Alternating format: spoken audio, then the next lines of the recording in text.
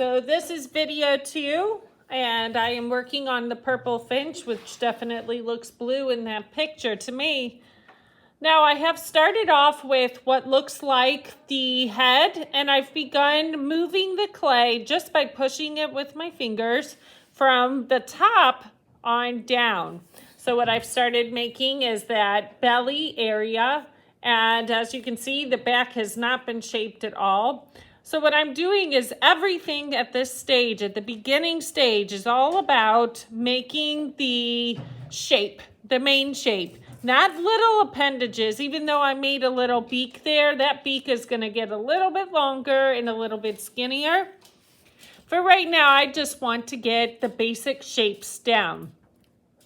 So now that I have a little belly started here, I may end up making that area bigger. I'm going to go ahead and I'm just taking the underside of the bird and I'm pushing the clay from the belly. I'm doing two things. I'm smoothing it out and I am pushing the clay to elongate similar to those feathers in the back.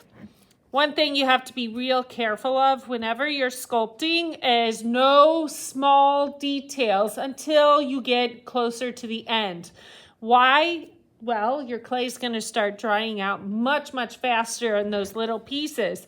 So this little beak that I have on here, that's going to be the first thing to dry out. So I have to continually make sure that that stays moist so that it doesn't fall apart. But if it does, at this stage, I can always add another one. So again, I'm just going to use my hands. I'm not really using any tools. In my last video, I talked a little bit about using a paddle or your desk work surface to tap your clay. So if I hit it on this surface, that can certainly help you shape it. Using a paddle is another great tool to use, but for me personally, I always start with just using my hands. And you really get a feel for the animal or whatever it is that you're making.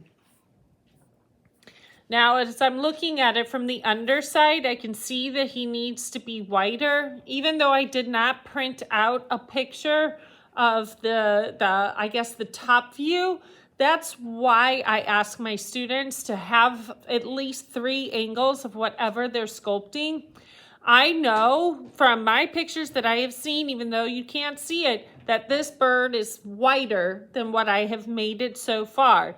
Now I have a choice here. I can make my clay wide right now, or I could, when I'm adding these wings, I could add a piece of clay for the wings specifically.